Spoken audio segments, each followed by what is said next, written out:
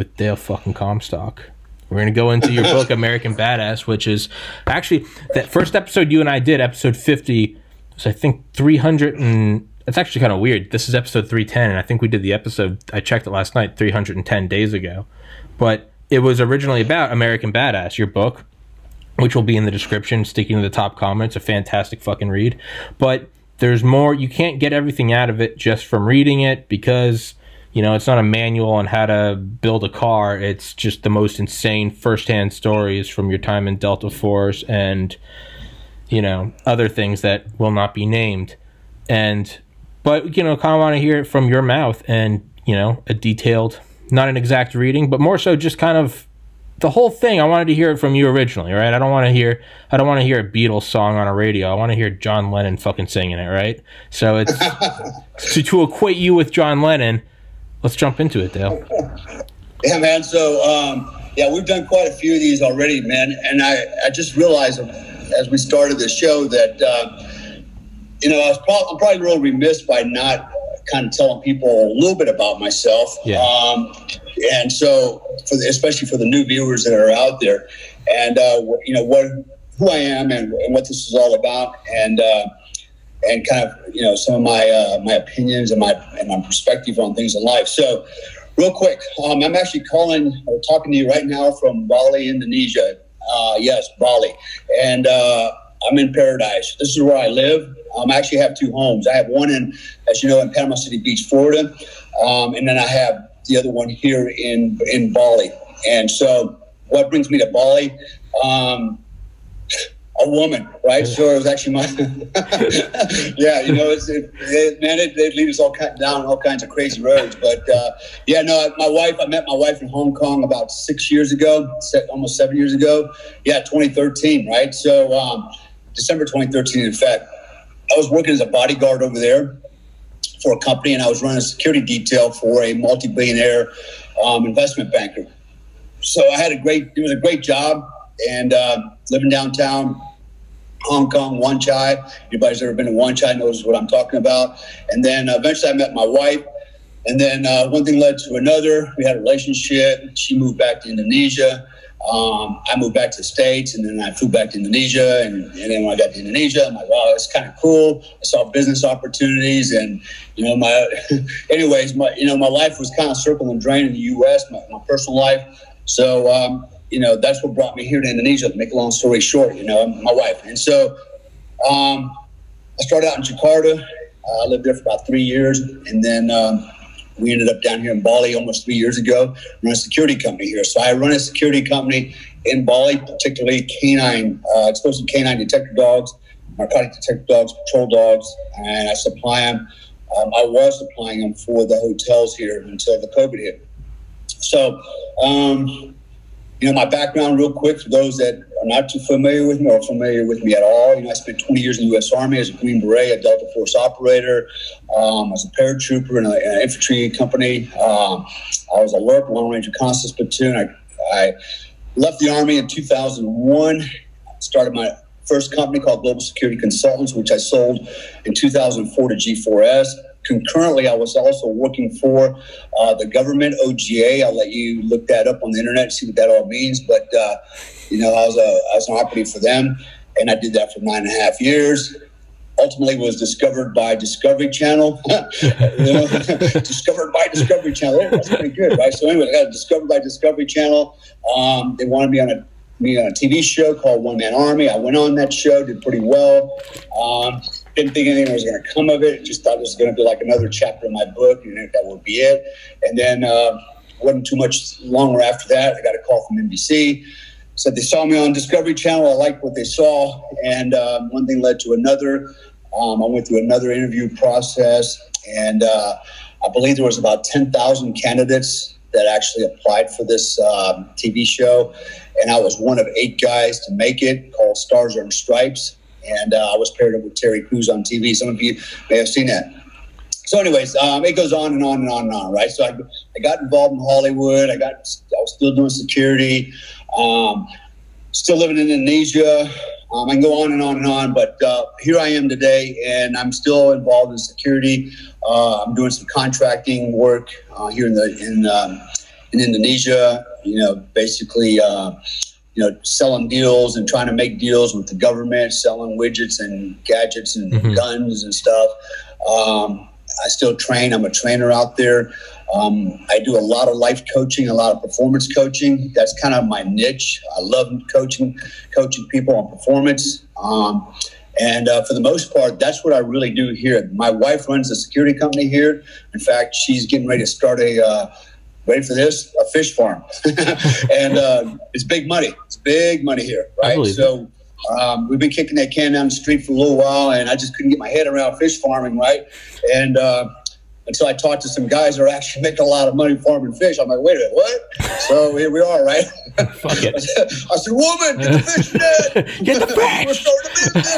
And we started digging that hole, right? And so, yes, gotta start digging holes, woman. Fill them with water. So, anyways, that's where we're going next. And I told her, I don't want nothing to do with fish farming. Sure. Right? And I said, that's your business, right? Yeah. So I said, now you got two to run. You're going to run the security company, because I gave her this, and I said, you're going to run this fish farm, right? And let me go do what I do, which is consulting, which is trainings, which is business development with on a larger scale. Yeah. So here I am. All right, so that's my background. I can go on all day long, but I'll spare you the agony of all that. So. So talk about the book American Badass, right? So actually, just give you a little background on that. The reason I wrote American Badass, I was on the set with Chris Kyle on Stars and Stripes.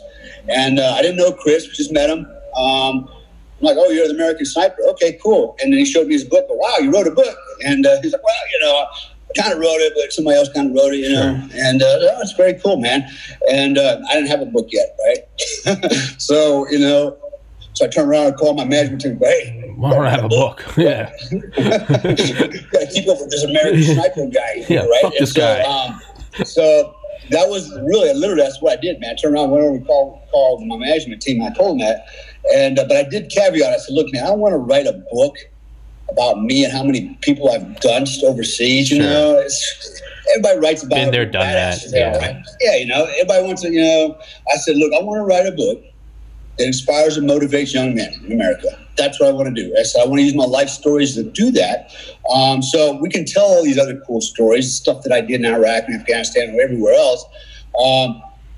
But there needs to be a lesson learned in there, right? That people, something a takeaway, right? To make these young men better people. It's not just men, but anybody can be better. Yeah. But particularly, that's just who was in my mind at the time. Because I'm looking around at all these skinny jean kids, and I had some.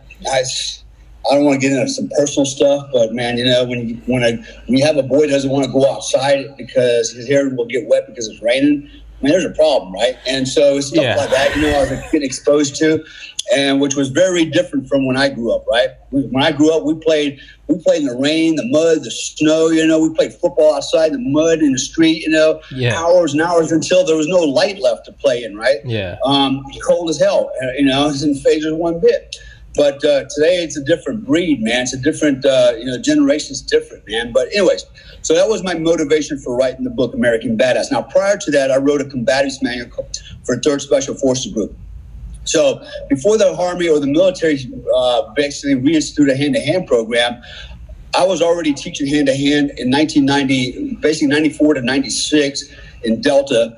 Then I went to 3rd Special Forces Group, and basically just I wasn't detailed to do this on my own. I started running a combatives program for the A teams there, right? So I would come in at 5:30 in the morning, and I would have one A team for 2 weeks at 5:30 every morning for 2 hours, and I would teach them combatives, right? And that led to me writing a hand-to-hand combat manual, from which I understand became the base document for the Army-wide hand-to-hand program. So I do have a copy of that manual. Actually, I don't have it with me here, but it is on my website at www.tier1performancecoaching.com. It's a PDF copy. I mean, I have the hard copy, but there's a PDF copy that's, you can download. Anyways, and then I wrote my third book, which was with my ex-wife, as an allegory. And, I copyrighted it, and then, anyway, I published it, and that turned into a shit show. right? Because, you know, she got mad. She didn't write one damn letter in the damn book, right? And I gave her 3 options. I gave her 3 chances to basically share the profits on, because I did all the work. Yeah. And she didn't do anything. And it was an allegory, so it's not all true, right? It was, but, you know, I kind of depicted her in this thing. And we were going through a divorce at the time, so, you know, that didn't work out too well. And I actually published it, and then she managed to, you know, coerce all her friends on Facebook to get on her and write a negative comment, give it 1 star on Amazon, you know. And here's the irony. I wasn't even collecting money for myself. I told us that money will go into an account for our daughter, right? That's what it would be for. Yeah. And they just completely sabotaged that, you know. And dumb bitch. so, you know, this is the limited thinking person I was with, and that's why I'm not with her no more, man. Yeah. You know, unfortunately, hindsight's 2020. Sure. Anyways, so I've written 3, as far as I'm concerned, 3 publications. I'm actually writing a 4th one now. I was actually writing 5 more, but I decided to put them all together into one book. It might be 2 books when it's all said and done. So what you're going to hear about today is American Badass. In the future, what we're going to do is, you know, hopefully we can talk about these other stories that I'm writing. So you'll actually hear them before they're actually published, right? From my own words, which is kind of cool. And these stories will be from the time from 2011 to present. So, you know, in the last 8 years, you know, I've done quite a bit. And it just seems like no matter where I go, I just can never seem to avoid the craziness, man. I find myself in all these weird situations sometimes. I'm like, can I just be like a normal guy? And, you know, and I'll just give you a quick, you know, a little glimpse of what I'm talking about. You know, I went everywhere from being, you know, a bodyguard for a multi-millionaires, a 31-year-old multi-millionaires in Los Angeles, who had gangbangers trying to kill her. They stole $1 million worth of jewelry and she fell in love with me, to, you know, I'm going to go take care of a dude that in Turkey that did something in Singapore, to, you know, sneaking guys out of the Middle East that were trapped without a passport, you know, basically what's called the velvet cage. So I did a lot of other things, right, in that time, which are kind of cool. Very, you know, could land me in jail. Some of them still can land me in jail. But, you know, anyways, there's a story. There's even a story about that. Yeah. There's even a story. Apparently, you know, when I got here in June, July, I came back from the U.S. You know, I was told that there's people looking to arrest me because I had a red shading with Interpol. Like, shit, you know.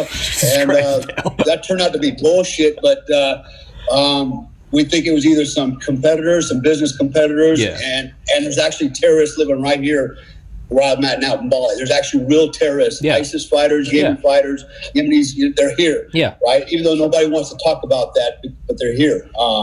So we thought, well, maybe they're trying to set me up for something. I know who they are. They know who I am.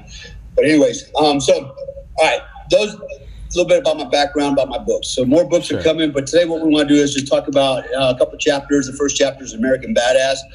And, you know, and I'll kind of give you, you know, I'll give you my version, the written, spoken version of what actually happened, which I think, you know, I think I'll try to keep it, I'll try to keep it on, you know, there's some,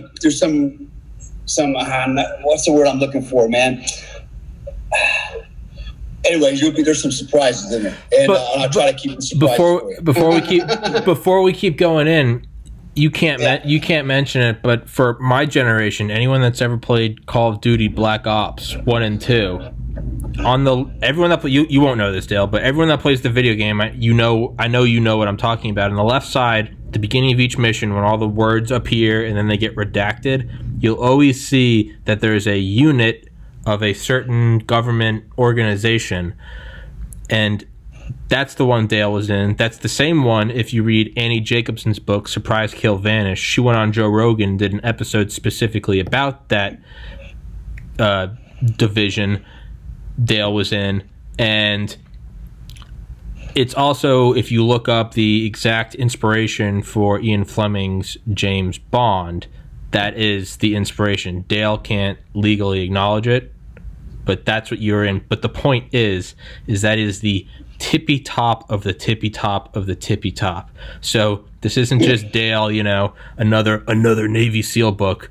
No, this is legitimate Dale Ted-Eye, legitimate black ops. Dale can't say it. I can say it on another episode, and I will.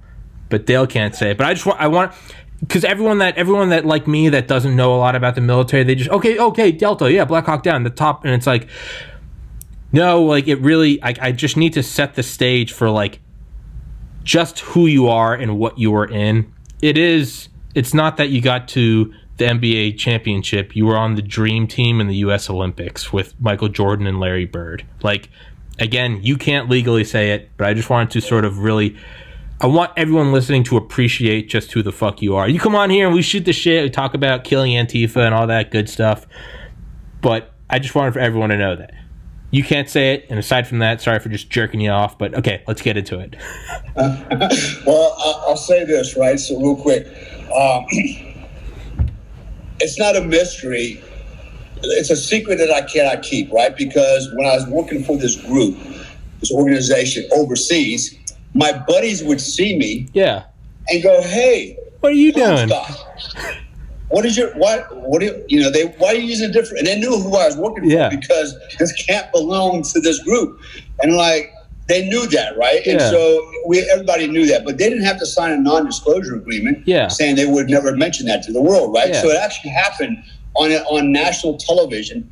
I never told nobody, but these guys knew where I was, and they didn't know that they couldn't say that. And on national TV, they told the host, who never passed it by me, and in the beginning of the show on national television, I was introduced as former Delta Force operator, former ABC operative, Dale Comstock. I go, well, there goes that job. I'll never get that one back. That one's done. That's gone. You can't unring that bell. I remember I couldn't. I'm thinking, how the hell does she know that? Well, it's not, when people don't know, and they know that I was over there, I'm well known, right? It's like, especially in the special force community. So well, I was gonna say, it's like anyway, the first time you came on, I brought that up. I was like, so I love hierarchies and stuff. What's the best? Championship, Olympics. What's above? And I've just always loved hierarchies. And I remember I was like, Dale, have you ever heard of this thing? I don't know if you know about it. And everyone go back and look at it. It's in episode 50. I'll find the timestamp for it. But I'm asking you about it, and your face is lighting up. And I'm like, oh, you know about it. And you go, yeah. We won't talk about that. I thought you were just being funny. And you can actually go back. And it's the first time Dale and I ever spoke. And it's Dale going, yeah, I know. We won't talk about that. And I was laughing because I thought you were doing the whole, like, if I told you I had to shoot you. But you go, we won't talk about that. And I'm smiling, and you're just staring at me. And then it dawns on me that we're actually not going to talk about that. So I was like, do you hear my voice crack? I was like, okay. And I just kind of changed the subject. But, it's... you can, but you can't. It's obviously I can, but it's the point is Dale is the American badass. So let's get into it. Well, So what makes me the American badass? Well, actually, it's not because I am a badass. I'm a badass because I try to do the right thing. I try to be a good father. I try to be a good husband, even though I suck in that department. I'll be the first one to admit it.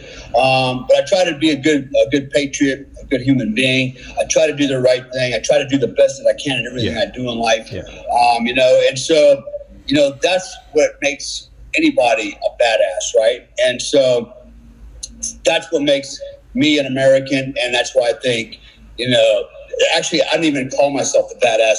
That moniker was bestowed on me from guys like Chris Kyle. Actually, from the first NBC show, when we had to introduce ourselves, I remember I introduced I still remember the birds too.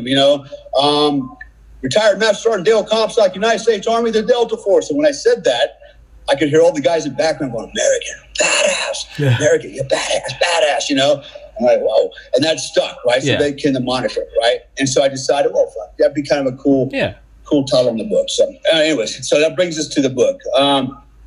So the first chapter of the book is called Of Lions and Lambs, right? And so what I want to do is kind of, paint this, I'll just paint the picture for you, the scenario. And then in my words, I'll tell you the story, what happened. And there's a reason why I started with this particular chapter. This chapter, actually, when I wrote it, happened to me. It was the last thing that happened to me prior to me writing this book. And I thought, well, man, this is like, ubiquitous. it would fit in this book perfectly, even though it was a tragedy. But there's lessons learned from it. So remember when I talk about the book was to inspire and motivate young men, right? To be better versions of themselves, stop being these little, snotty-nosed kids afraid to get their hair wet, skinny tight jeans, freaking, man up, right? You can do all the cool stuff. You can play video games, sure. And, but you can still, man up, right? So anyways, there's a purpose for this story. So what happened was this. Just imagine this. It was a very cold night. It was probably about 27, 29 degrees out in the desert. And I'm standing out there. I got another guy with me, and we're on the radios. And we get the call that we have a vehicle that's down in the desert. One of our guys is out there, and he's stuck. And we can't get to him, but he needs extraction right away. So what happens was I call in an exfil bird, and basically I give him the grid coordinates. I say, look, this is where you need to go. We have a guy out here. He needs to be, recovered, right? Search and rescue. So as we're standing there, I'm communicating with the guy. His name's Travis. Travis, this is Dale.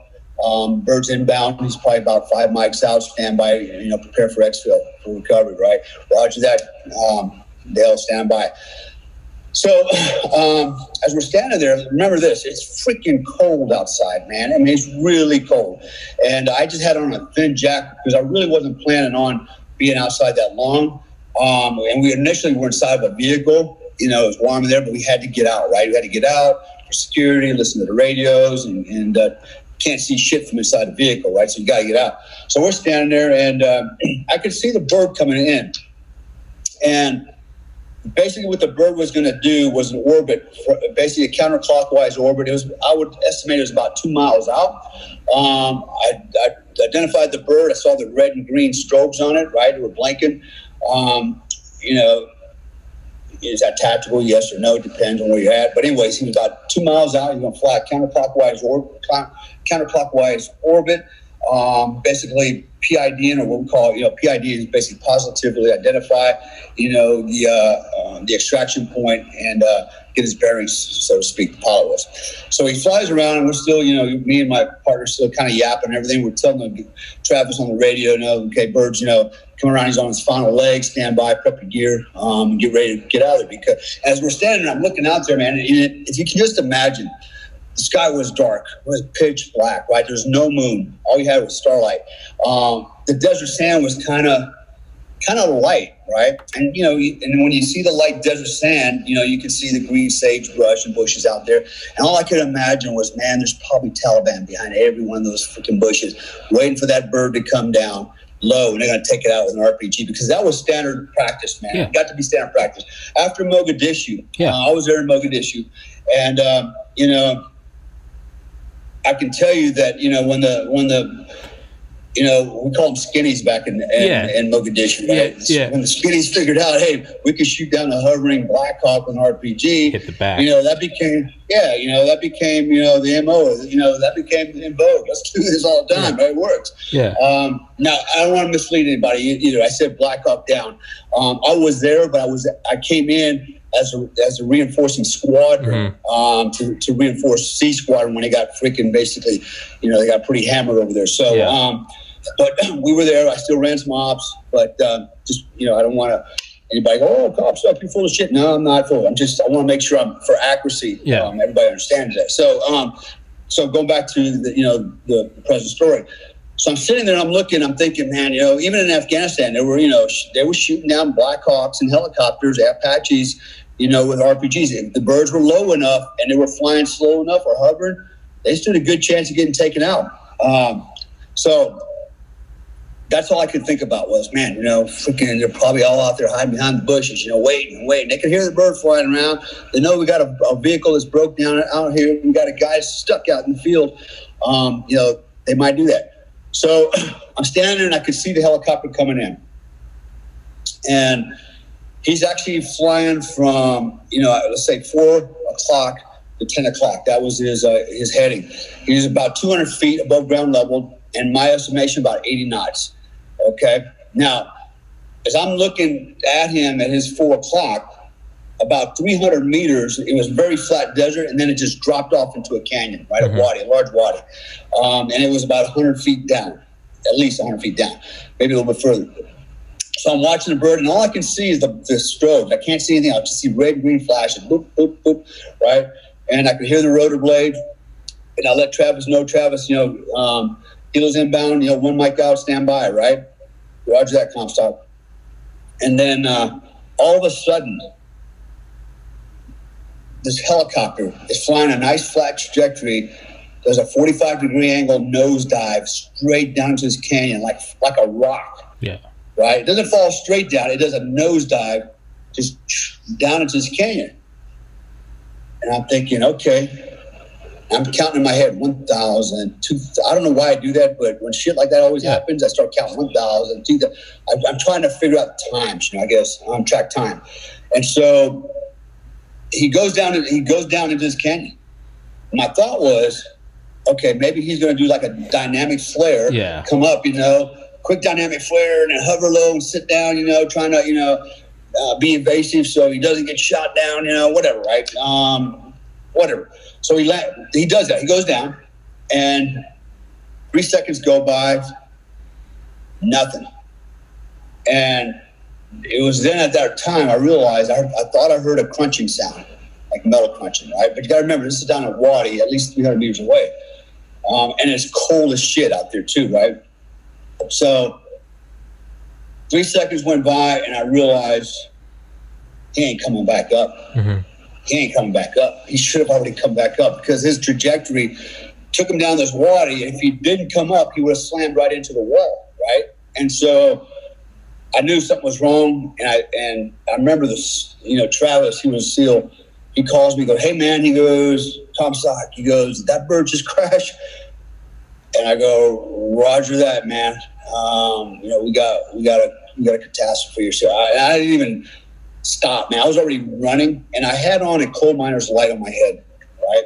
And I turned it on, and just so I wouldn't trip all over the place. And I'm hauling ass. I run down into the Wadi, get down to the bottom, and sure as shit, man, it had crashed.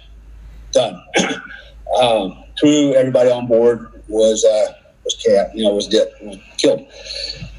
And I remember when I got down there, one of the guys was a friend of mine, a good friend of mine. And I remember holding him in my arms as he died, thinking, this is not supposed to happen here. This is not supposed to happen here. And that was a tough thing to get my head around, because for everybody out there listening, this actually happened in the desert about 60 miles north of Los Angeles in February, all right, in 2012. Yeah, not 2013. Not in the middle of bumfuck, not in the Middle East. Yeah. Right here. What happened was, this was actually a TV show that this happened on, all right? It was a TV show by Discovery Channel called Lone Operator. It was actually Joe Tedeye, myself, and a guy named Mike Donatelli. Mike Donatelli was a former Ranger, Green Beret. He was in Delta. He was an operator, but he worked as a support guy in the unit, but basically, he was a pipe hitter, man. He's good friends with Joe, good friends with me. So what happened, so let me just kind of back it up now, right? So, all right, get you out of the Afghan mindset, the combat mindset. I wanted to start like this because we think that, we tend to think that, terrible things like that only happen, over there and other places, and it doesn't happen in the world that we live in, America, right? In Hollywood, it's all staged, okay? I can tell you it's not all staged. It is staged, but it is dangerous. Even on Stars and Stripes, Terry Crews damn near drowned. I had to go save Terry Crews from drowning. And I'm going to tell you something. It's like trying to pull up a ship anchor, man. Like, holy crap. The guy, guy has no buoyancy. Yeah. So anyways, so here's what happened. on that. So what happened? After I retired, Discovery Channel, they saw me. You know, I did well on that. NBC said, "Hey, man, we're interested in you." Blah blah blah. And it was at that point I started to realize that maybe I've got a career in Hollywood. Okay, you know, I like Terry Crews would always tell me, he goes, you know, the camera loves you, man. The camera loves you, right? And then I started getting a lot of feedback. People told me if I moved to LA, I could be on television all the time. I could be the next Danny Trejo, you know. And I got to be honest with you, man. Hollywood's a bunch of fake stuff, man, and I'm not a faker, man. You know, it's a big substance. Cesspool of artificial shit. Yeah, you know, there's no substance there. And I tell you what turned me off was being on the set with these Hollywood celebrities. Okay, I'm not talking about Terry Crews. I'm talking about some of the other TV shows I did. And the attitudes of some of these celebrities was, you know, it's like they didn't have any home training. They were just disrespectful. They were like, just, it's all about me. Where's my chair at? You know, give me this, fix me that. Like, you pompous son of a bitches, man. You know, and I just didn't want to be around people like that, man. That whole culture is not the culture I'm from, man. You know, remember, we've talked about this before. I grew up in a military culture as a kid. My father was in the Army for 20 years. I followed his footsteps, you know. My son, by the way, for those who are listening, he's also a Green Beret. He's been in about 9 years now. He's also a Ranger. You know, my sister was in the Navy. Her husband was in the Navy. My uncle was in the Army. You know, I can go on all day long. The military culture is what I grew up in. And so when you take a guy like me and you dip me into Hollywood, it's like, man, this doesn't feel right, you know. And there's more, you know, in some of the other podcasts we do. I'll talk more about my Hollywood experiences on some other levels, but just how crazy it was. So, anyways, so what happened was, you know, I got called. We're doing the show. It was me, Joe, and it was Joe's basically brainchild. He invited me to come on, be a co-host with him. Mike Donatelli be a co-host, and basically the three of us were going to create this show called Lone Operators, kind of like a Jason Bourne type thing, where, you know, these two guys would go through this course, not really competing, but it'd be like a side-by-side comparison. They're going to have to go through all these events, you know, and then at the end, see if they qualify to be, you know, a lone operator, right? And it would have been things like, you know, going through, like, you know, the desert scenario, you know, freaking humping out of the desert with a rucksack in the middle of the night, going into Los Angeles, you know, blending in, going into a bar, you know, figuring out a way how to get some money to get this, to go there, and finally, you know, find a car, pop the trunk, and recover the precious cargo, right? And all this, you know. So it's this kind of stuff, right? In fact, the first guy that we had to get was a Green Beret. And when I say we had to go get him, he didn't know what he was up for, right, for the show. He didn't know all the nuances of it. Basically, what he did was check into a motel, and he was told, just go check in the motel, you know, and then, you know, tomorrow we'll pick you up, and then we'll start the show, blah, blah, blah. So he goes in, locks the room, goes to bed, he goes to sleep. We wait till he was asleep, and then four of us, basically picked the locks on his hotel room door, right? Actually picked it. We didn't have the keys. And, you know, we broke in and we jumped him inside of his bed and, you know, and tied him up, you know, and gagged him and everything and hauled him off in a van and then drove out in the desert with him and kicked him out the door in a gas station. And he had to get out of these fuck scuffs that he was in. And so the scenario started like that, right? So it was really a cool show. It had a lot of potential. And, but then we went into this catastrophe, this tragedy, which was basically, so this one particular scene, so, you know, is out in the desert. It was freaking cold, like I said. It was really about 27, 29 degrees out there. And we were basically camped out in this desert area. In fact, it was the same area where years and years ago they filmed, what was that movie, the TV show with the soldiers? It'll come to me here in a minute, man. But the Vietnamese kid got his head chopped off along with the lead actor by a rotor blade. Yeah, it rings a bell. I don't know the name of it. Yeah, man. Yeah, I knew it and I just now forgot it. But anyways, it was the same exact area, right? There's a ranch up there that Hollywood uses a lot for a lot of their desert but filming, stuff like that. So anyways, we're out there. We'd been filming all day, you know, doing this and that. And what we were going to do at 3:30 in the morning was the next scene was we had a seal. This one, the seal, we had a Green Beret and a seal. The seal was going to be in a car, and he was going to be driving through the desert like a madman, right? We're going to be following with cameras, you know, from afar, and basically, you know, then the vehicle would break down, right, which goes to the next phase. So let me kind of set it up a little bit. So. We were going to have a Bell Ranger helicopter, right? I want to call it OH-58, but it was a civilian helicopter, so it's a Bell Ranger. And it arrived maybe 5 o'clock that afternoon, right? And it landed. Everybody's eating food. There's probably about 40, 50 crew members out there, you know, for the cameras and stuff. And then we had to go over and get a crew briefing or a pilot briefing from the helicopter, right? Because we knew we were going to use this helicopter early in the morning. So basically, he gave us the safety brief. He goes, okay, you know, he gave us told about the helicopter, blah, blah, blah. He said, listen, okay, you know, if anything happens, you know, the helicopter goes down, he goes, stay away because there's going to be jet fuel, spinning, flying things, you know, maybe fire and stuff. Just get away. Don't do nothing, sure. Right? So he's giving the whole safety brief. And I remember when he gave us that part, I'm like, okay, this thing crashes, I'm pretty sure I'm not going to be just standing there going, okay. Yeah. You know? Yeah. Well. So, but he said it, right? And everybody was like, okay. And so he gives a whole briefing and pretty detailed. The guy's wearing I would say he was probably close to 60 years old. But he didn't look unhealthy or anything, but he's about 60 years old.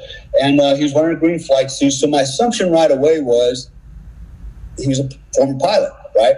Probably a veteran pilot, you know, and now he's flying helicopters for Hollywood, right? And so what he told us was he was going to do a daylight flight. He was going to fly the route. And he was going to fly at night, right? So he get a day visual of it, you know, and knew all the, you know, waypoints and checkpoints for and things like that, you know, and the terrain features. Okay, Roger, that sounds like a good idea. And then and they said, okay, then at night we're going to do this. It's going to be 3 of us. And it was only one pilot, by the way, just one pilot. Right, it would be one pilot. It was going to be the cameraman, and it was going to be me, yours truly, 3 of us on this helicopter. Right, the cameraman was going to watch me throw a rucksack out at the seal on the ground. Right, the seal thought he was going to get picked up and fly away, in a heated helicopter, you know, and we get to start again tomorrow. Yeah, but actually, he didn't know the script was we're going to fly out there, hover, and I'm going to toss him a rucksack, a backpack. Throw that away, you know. That away, you know. Desert, you know. And so that away, bitch. And so that was the plan, right? Yeah. And so I'm like, okay, got it, Roger that. And then everybody's like nodding their head, and I'm like, well, I got a question, sir. I said, tonight when you're flying, I said, I'm assuming you're flying on NVGs or on nods. Night vision goggles. Right, night vision goggles or night optic devices, right? I think I said nods. I might have said, NVGs, whatever. I didn't say, I just used nomenclature. I assumed he knew what that meant wearing a green flight suit. And he just looked at me and goes, what are those? Oh, Jesus. I said, night vision goggles, night optical devices, you know? And he goes, oh, no, I don't know how to use those. I don't fly with those. I go, well, how are you going to fly? You fly in white light? And he's like, no. It's flying instruments, right? In the horizon. And now bear in mind, it's pitch black out there. There's zero illumination. It's darker shit, right? Yeah. And so that was his answer. I'm like, no, white light. And he goes, no. He goes, I'm going to fly during the day. That way I know the route, you know, blah, blah, blah. Get my checkpoints, waypoints. Easy peasy. All right, you know.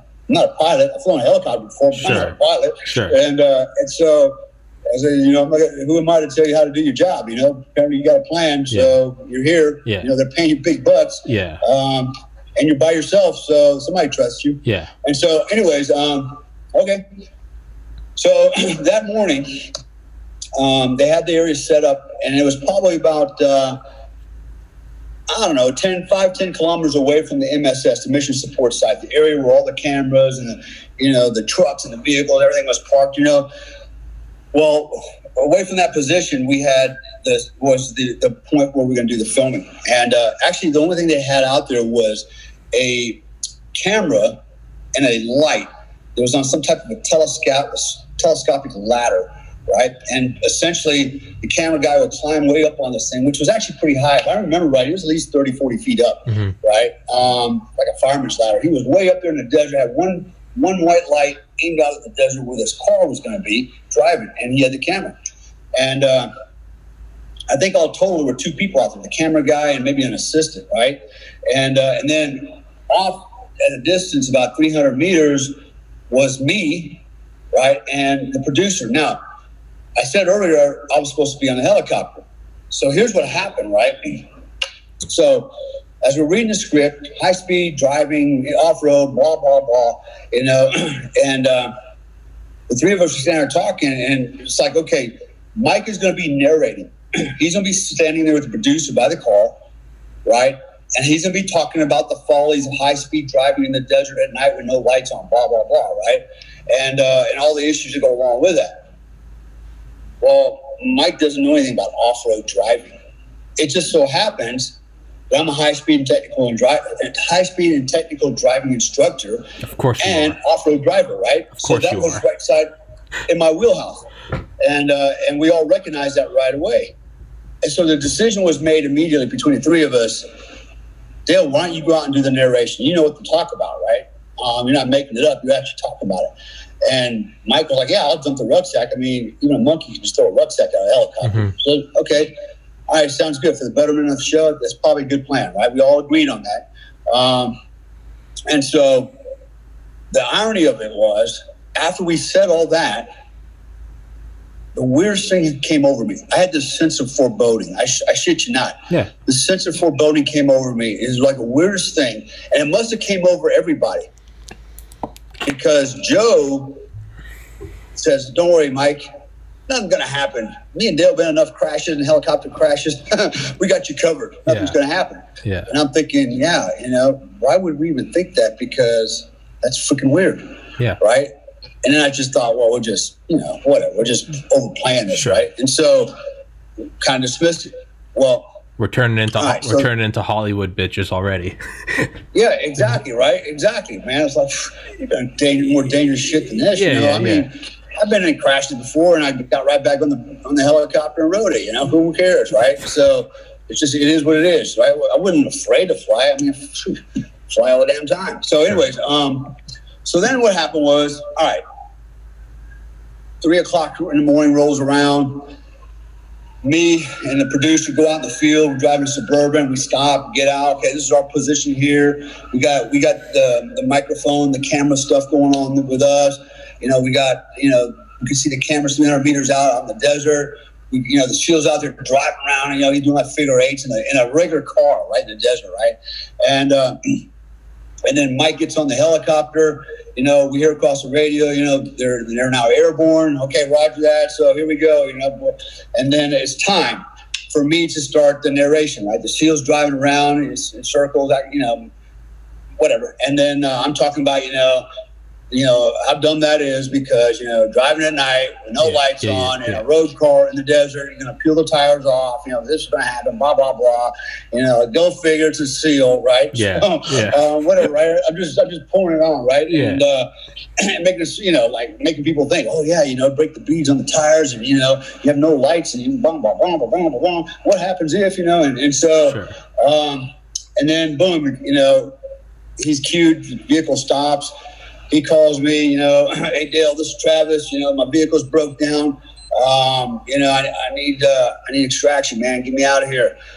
And so I relayed to the bird. It was Mike that I was talking to on the radio. I said, Mike, this is Dale. We need extraction, man. Bring the bird in and recover Travis, right? So it was all scripted, and probably didn't use exactly those words, but it was a scripted conversation, right? And we actually made a lot of it up, most of it up as we went along. But so the bird flies around, just like I mentioned earlier, in a counterclock orbit, about 2 miles out, red and green flashing lights. Everything's going right, you know. Bird's now tracking 4 to 8 or 4 to 10, and I call Travis. And Travis is Dale. Xfield birds inbound, standby for recovery. Roger that, Dale. Stand by. And then I tell Mike, you know, the passengers standing by at the Xfield site, you know, the LZ, and ready to go. Roger that. And then the helicopter crashes. Right, it literally does a nosedive at 45 degrees down into this canyon. It didn't slow down. It was almost like a rock falling at a 45-degree angle, fast. Yeah. Holy shit. There were no sparks. There were no flames.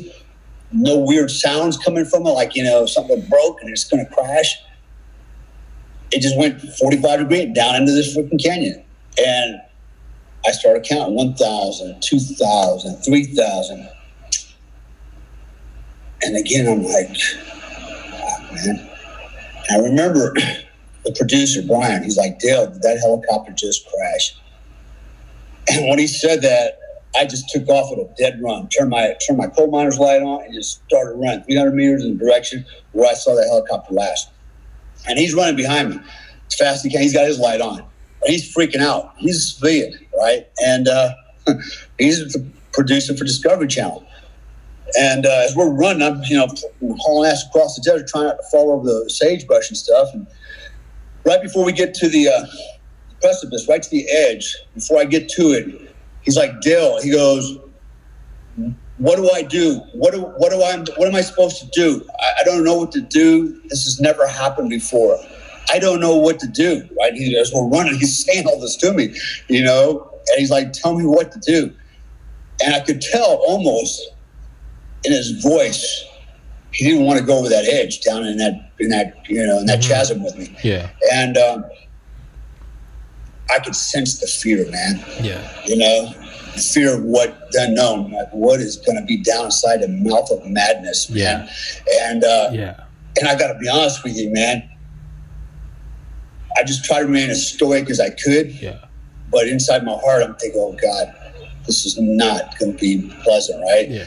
And but we're still running, right? So this is happening like really fast.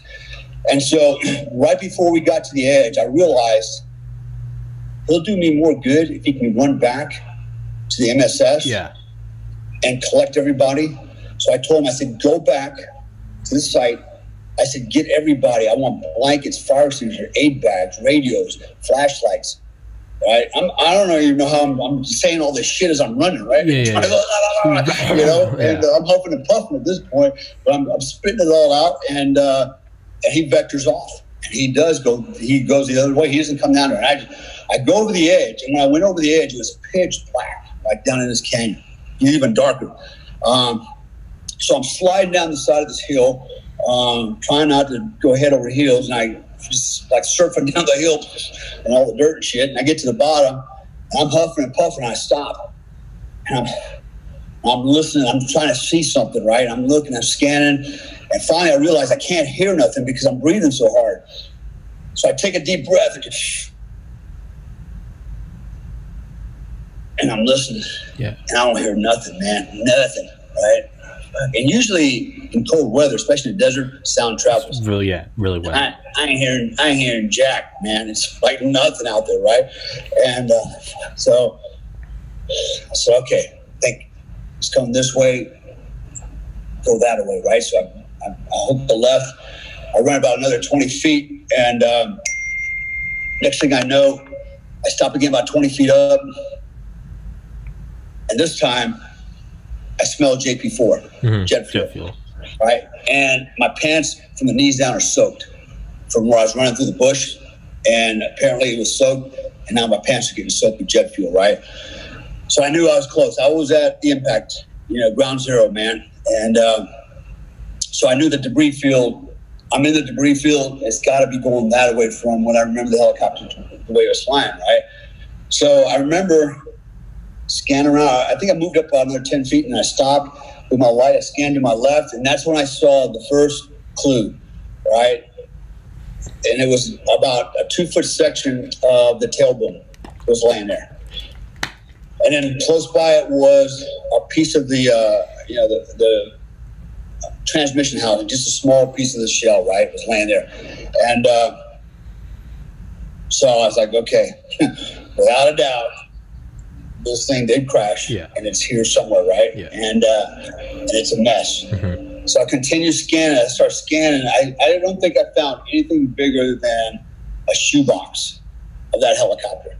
I mean, it just completely just blew off. You know, disintegrated, man. Yeah. And so I scanned, and again, I scanned about my 1 o'clock, about 15 meters. I see the first body, and it was the pilot. And he was laying, you can imagine, from my perspective, he was laying face down, feet away from me, shoulders towards me, right, with his head down. Okay. And from what I could see from my angle and my distance, it looked like he was laying there and his head was rolled under his chest, face down. Without a doubt, it was the pilot because I recognized the green flight suit. So I run over there, and I'm just in a hurry, man, and I'm just trying to do something, right? I'm not prepared for any of this shit. And, you know, medical training will tell you, you know, don't fucking move the guy because you might have a, you know, compromised spinal cord, whatever, right? And I'm thinking, you know what? If that's all he's got, he's lucky. Yeah. But right now, this ain't looking good. So I reach him by his shoulders, and my thinking is I'm going to try to roll him over on his back because I can see his back. There's nothing protruding out of his back. It's not bleeding, right? I can see the green flash. So I'm going to roll him over on his belly, and I do. When I roll him over, that's when I like almost lost my shit. He had no head. He had been decapitated, right? And holy shit, you know, and now he's covered with stuff. Yeah. Blood, brain matter. And I lay him on his back, and I just kind of stood up straight and kind of gasped. Like, whoa, wasn't prepared for that at all, right?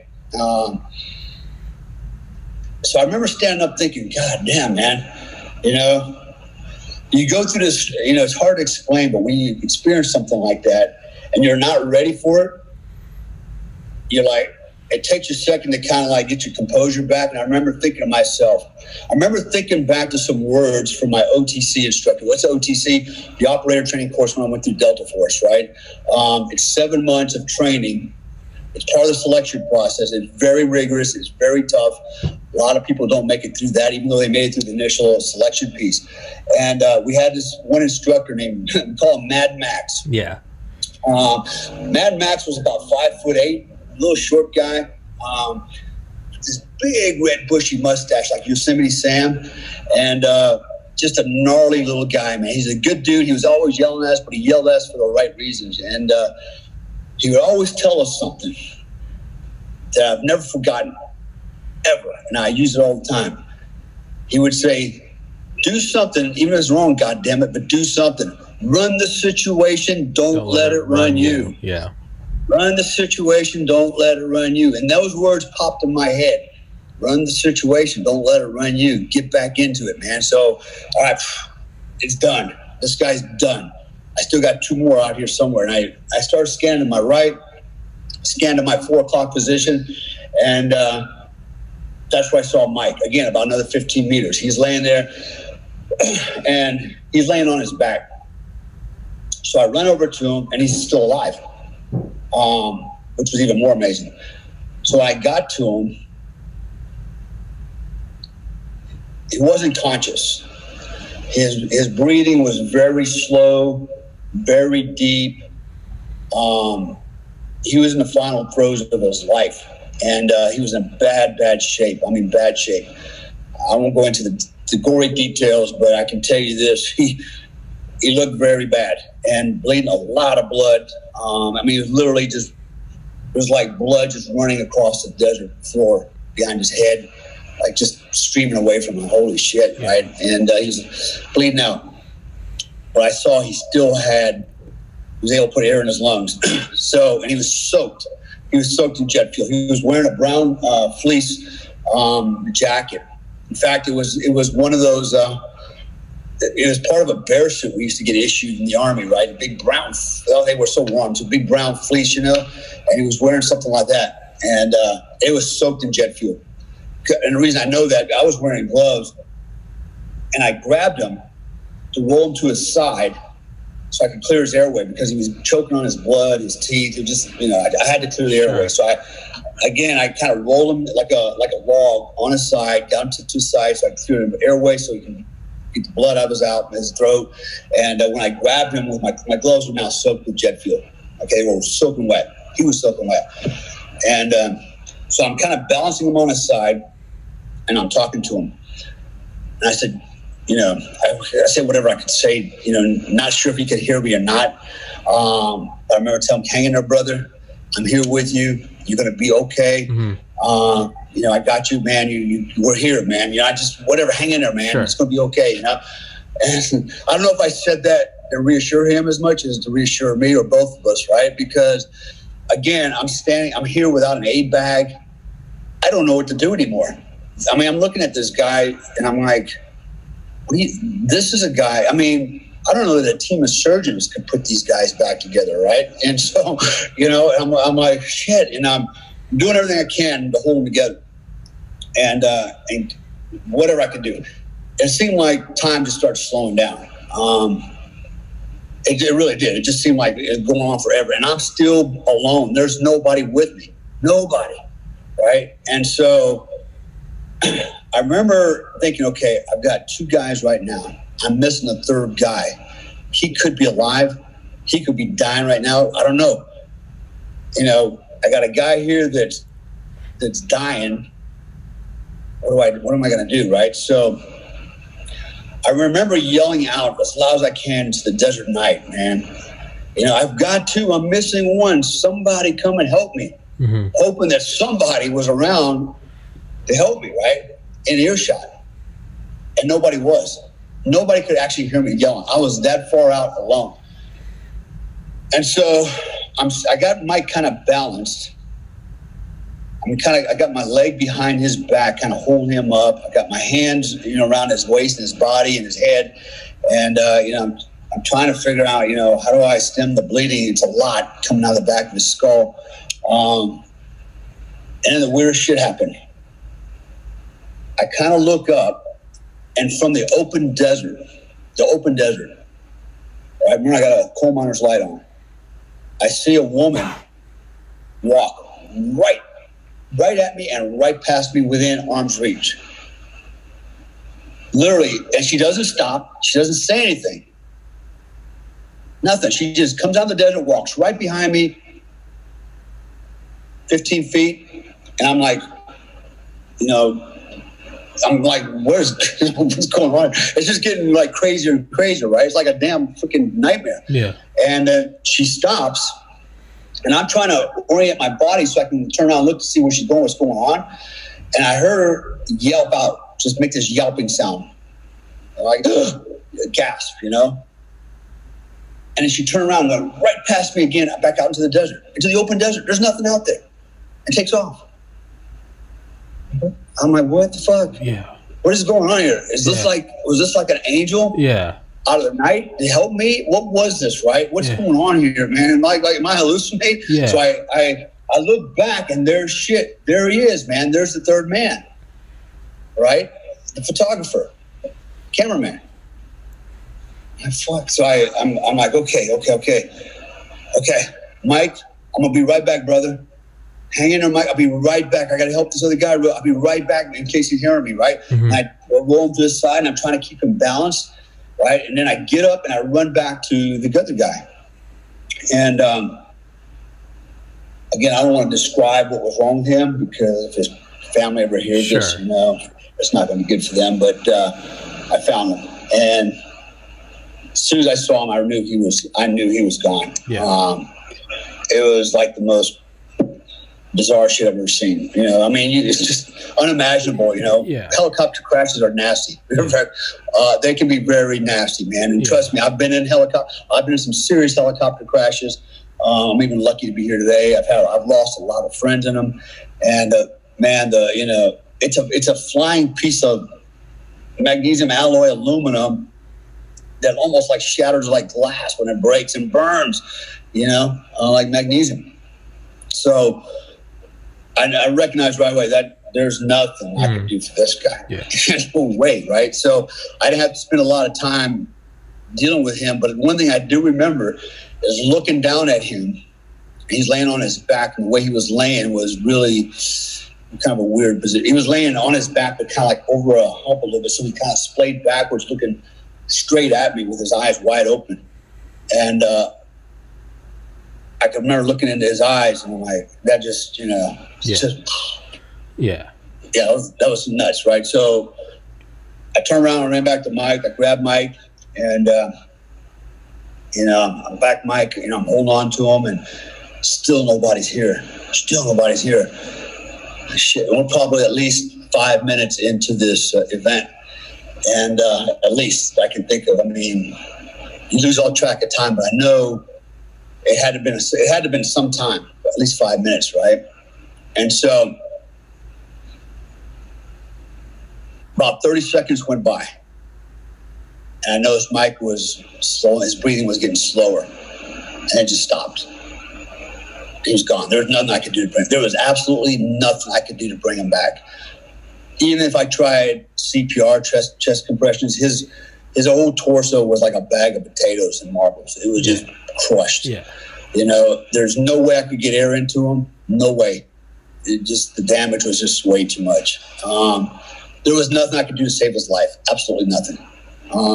Nothing, man.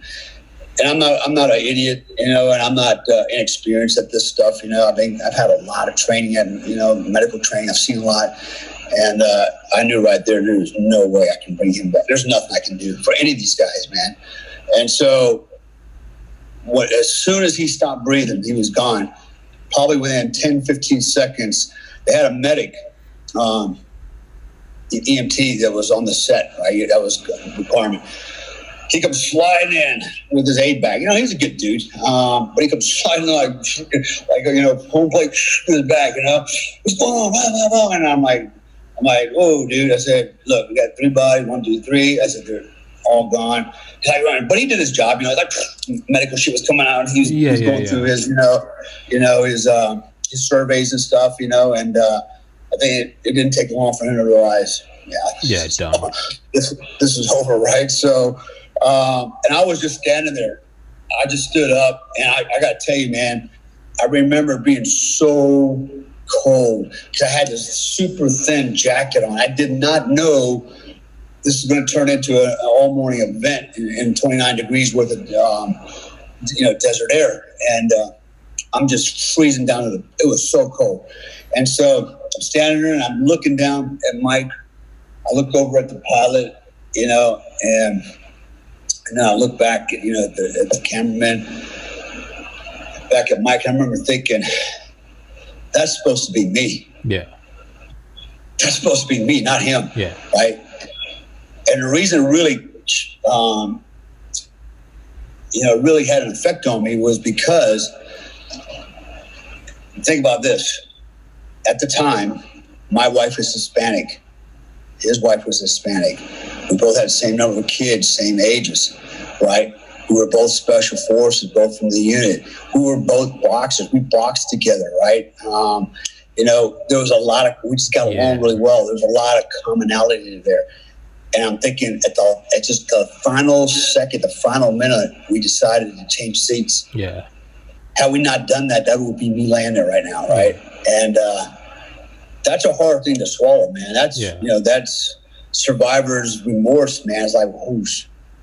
It's a hard one, man. Even to this, it took me a long time to get over that, right? And I can't say I've really gotten over it. So it wasn't long after that.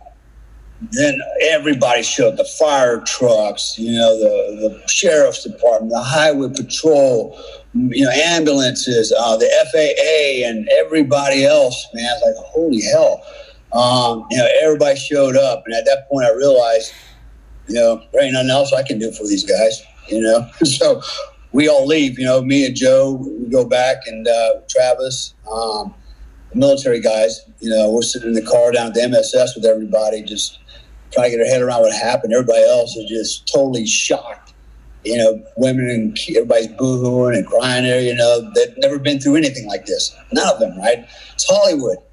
You know, everything's safe, you know, it's all fake, you know. Well, this wasn't fake. And so they got a little taste of my world, right? And Joe's world, Travis's world. They got a little taste of what the real world, you know, can be like. And it came to the set in Hollywood to remind them that, you know, nobody gets out of this world alive, right? Yeah. And it happens at any time, at any place. And so that, you know, anyways, that rolled over into, all right, the whole production's over. That's it. It ain't continuing ever. And we all go back in Los Angeles, and you know, we had a memorial service a couple days later. I had to go meet with the FFA reps, you know, and give them our, you know, our account of what, you know, what happened, blah, blah, blah. And then I remember the call was made to Joe's father, right, to tell him what happened. And not Joe's father, but Mike's father. Yeah. And I remember Joe, you know, to ease the pain, goes, look, Matt, you know, I'm going to mention his name. Said, look, you know, your son died quick, you know, he didn't know what happened. You know, it was over. Instantaneous. Like that, right? And I said, yeah, okay, I'm okay with that. And then, and this is where I met Alan West, Senator Alan West. He was staying in the same hotel. And a week earlier, I had met him, you know, saw him sit downstairs, and got to know each other, started talking, and actually invited me to be on one of his shows while I was in LA, you know. And then this happened, you know, and I remember checking out the hotel and seeing Alan. I was like, hey, you know, sir, this is what happened, you know. And he's like, whoa, you know, but, you know, it was over. So then I get a call from my management team. They're like, hey, we need to talk, blah, blah, blah. Okay, what's going on? Well, you know, like anything else, the lawyers are involved now. The lawyers. Yeah. Lawyers are looking for people to blame. Yeah. They're looking for money, right? And I'm like, yeah, what's that got to do with me? Well, you and Joe were co-producers. You three made a decision. Fuck. You know, was that on the script? You know, I'm like, what? You know, I could see where this was going. Go ahead and sue me. You know, I ain't got no damn money. You know, this is bullshit. And so that was brought up. And then I get a call. I get a call from the lawyers, you know, with the crew. And the question is, hey, who made the decision, change seats, blah, blah, blah, blah, blah, blah, blah. And actually, it was his wife that called me. It was on speakerphone. I know the attorneys were listening in the back. Sure. You know, we started going down this road. I'm like, are you kidding me, man? Are you freaking kidding me?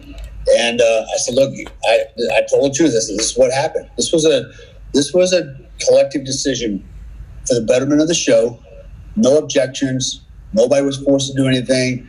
Nobody thought this would happen. Yeah. In fact, to this day, nobody knows why the helicopter crashed. Nobody. We don't know what happened. They could not come up with a conclusion. It was this or it was that. I believe it was pilot error. I believe something happened to the pilot. I don't know if he had a heart attack and he fell forward on that yoke and drove with nose down into the ground. I don't know what happened. I didn't see anything come off that helicopter, and all the recordings of the black box that goes on there. They didn't hear any. It's amazing what they can do with a black box. With a black box, they can tell how fast, how many RPMs the rotors are going, the transmission, based on the sound as well, the sound that the helicopter is making. Mm-hmm. There's so many things they can register at one time and figure out exactly what's going on with this helicopter in flight. They didn't find anything wrong with it, right? It's a total mystery. A total mystery, right? So then I'm thinking, man, is this what's going to happen to me now? You know, is this what happens? You know, and so probably, I don't know, it wasn't long after that, I get a call from Mike's family. In fact, it was his wife. When she called me, I thought, oh, goddamn, you know, oh my God, you know, what's going to happen here now? Yeah. And she said, listen, Dale, she goes, we're going to celebrate Mike's birthday anyways, right? And he was up from in the Pennsylvania area. She's Cuban and he's Italian, right? And they had a big blended family. She goes, we're going to have a big party for Mike, celebrate his birthday, even though he's not here. And we would really love for you to come to this, you know, to this birthday party. I got to tell you, man, I'm like, damn, is this like an ambush? you know, I wasn't sure, man. And so I agreed to go.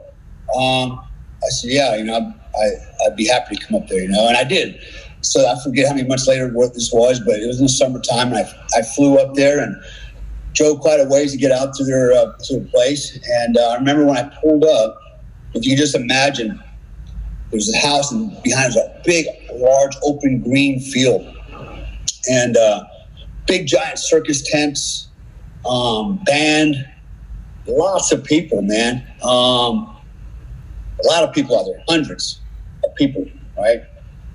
Cars parked everywhere, and I get there relatively late. Late, I mean, after it already started, but I parked the car, find a place to park it, and it just happened to be right in front of everybody, you know? And I got to tell you, I'm like, at this point, getting out of the car with a lot of trepidation. Yeah. I'm like really uncomfortable. I'm really nervous, right? Because I don't know how this is going to go down and what's going to happen here, right? And so I get out, and I remember I'm walking across this field, man. I feel like the movie Braveheart, where I got this whole mass of people standing in front of me, looking at me coming. Yeah. And I'm walking by myself, right? And the father comes out of the group and meets me halfway in the field. Yeah, it was like, it's like really surreal, right? Yeah, it was really surreal, right? So we stopped, and I'm sure, you know, I'm sorry for your loss, you know. I don't even know what to say anymore, you know. I'm sorry for your loss, and, you know, and thank you for the invitation. What are you going to say, right? After doing that? And he looks at me, he goes, I just have one question for you. I said, yes, sir. He goes, were you with my son when he died? And I remember what Joe told him. Yeah, that was instant, yeah. And then I thought about, you know, do I lie, or I just tell him the truth, right? Yeah. I mean, he's a man. He wants to know, and he has a right to know, right? It's his son. And I go, sir, I said, your son was still alive when I found him. I said, I did everything I could to help him. And I said, unfortunately, he passed away in my arms. There's nothing I could do for him. And I'm so sorry for that, right? And he looked at me. He put his hand on my shoulder. He goes, I just want you to know, he goes, out of anybody that could have been there with my son, he said, I'm glad it was you that was there with him. It was you that was there with him in his last breath, and nobody else. Yeah. He goes, and that made him feel kind of good to know that it was me there with him, right? And he goes, thank you. Thank you for being there. Thank you for trying to help him. Thank you for coming. And come on over here and join the family. And at that point, everybody came out, and I was actually surprised how many people had my book.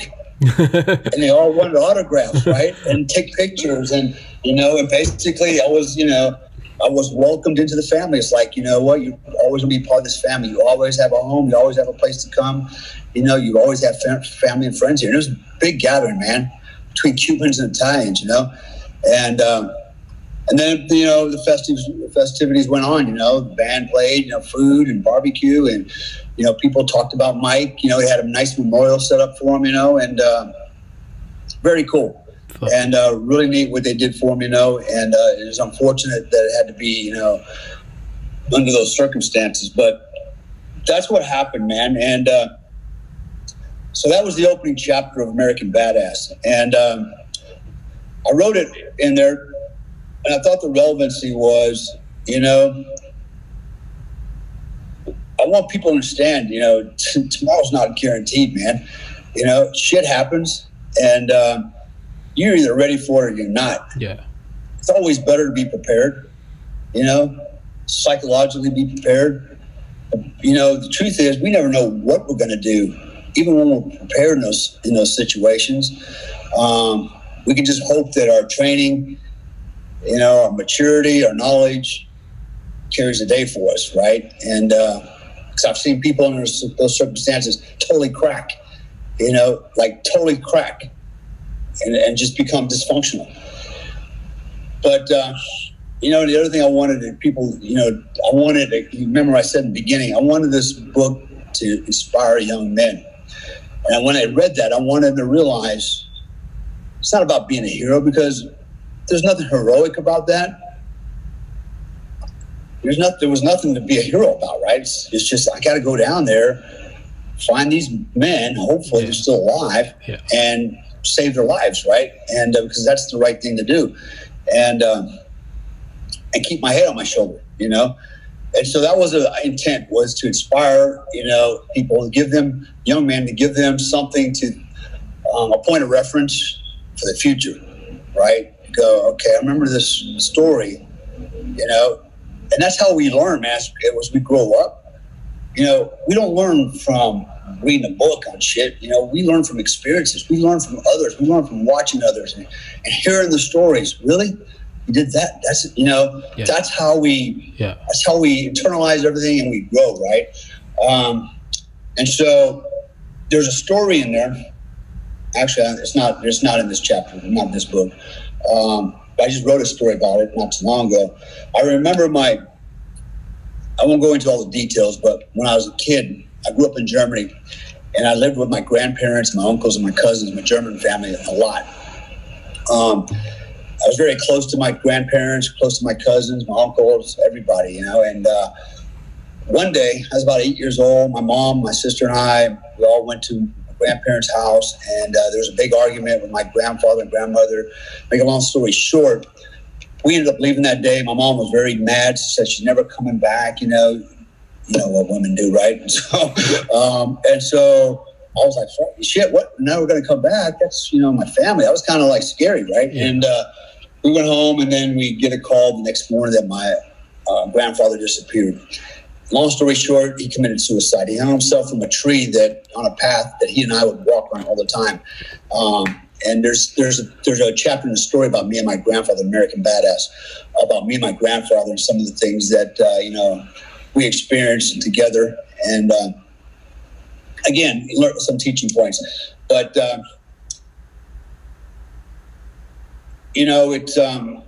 I remember where my grandfather hung himself was a large river called the Donau River.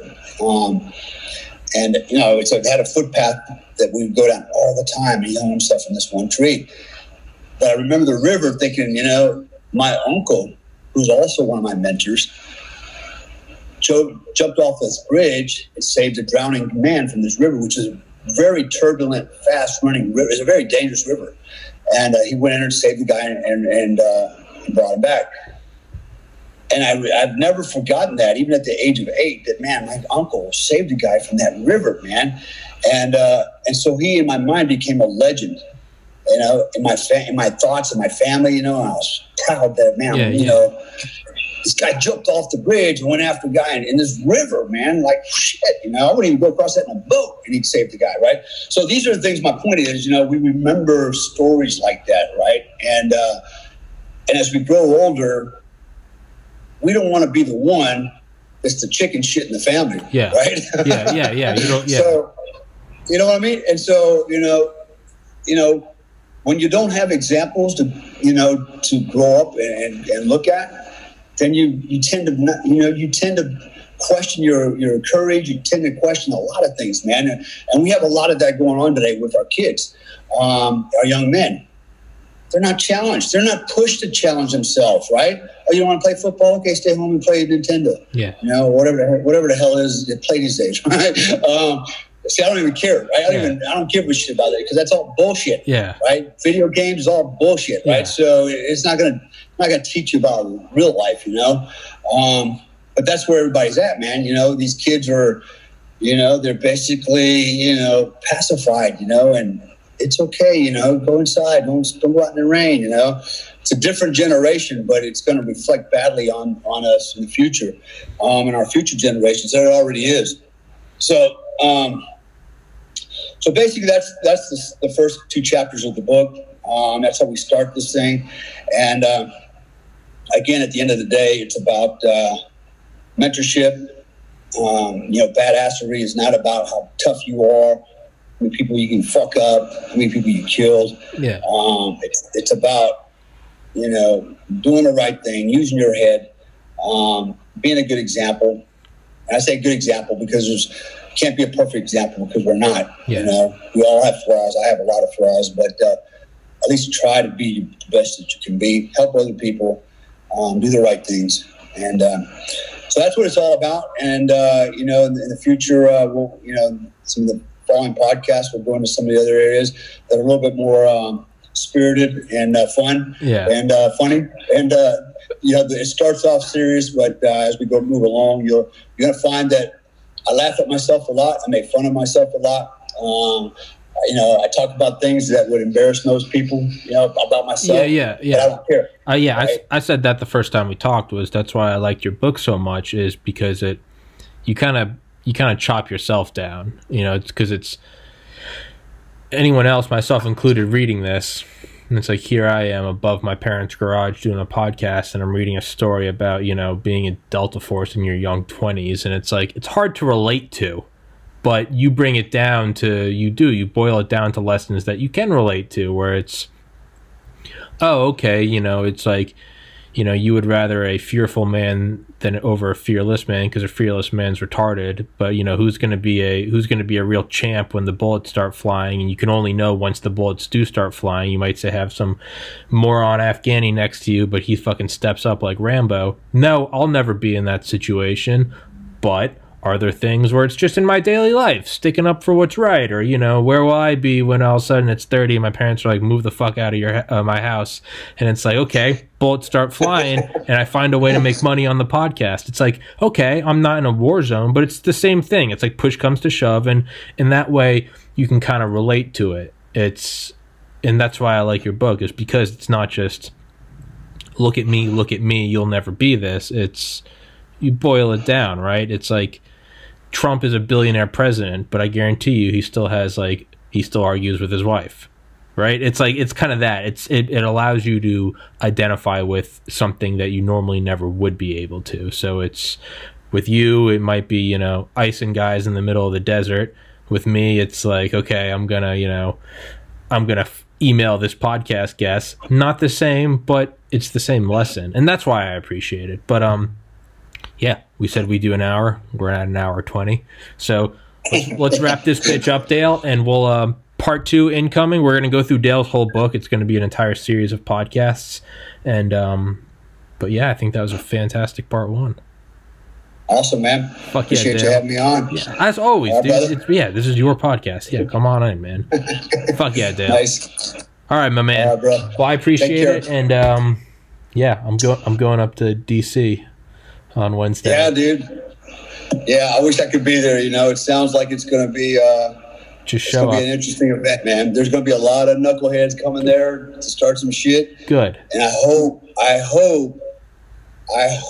that the right does not submit to these Antifa, you know, these freaking goons, man. You know, they without saying any names, I know a lot of guys that are going, and it's a lot of guys who've deployed before, and they don't give a fuck. They need to put them back in their place, man. If I had to make a recommendation, it's like, you know what? Don't go up there stomping your feet and pouting. Yeah. You know, make some real noise, take some shit, own it, man. Yeah. Own everything, man, and let the politicians know that, you know what, we're not going to be fearful. We're not going to be intimidated. Yeah. We are the people, and we are to be reckoned with. Yeah. You pushed us too far. You are not bulletproof. You are not secure. Don't think that the Army can save your ass. You know what? You know, the numbers of armed citizens in this country far outnumber the military. And no, drones and tanks are not going to do anything for you, man. This is going to be guerrilla warfare. So as politicians, they need to get a wake-up call, realize they work for us. They work for us. That's it, man. We don't work for them. We don't submit to them. They work for us. And hopefully that message is made loud and clear. Those judges, they keep, dismissing this shit. Everybody in the deep state needs a wake-up call, man.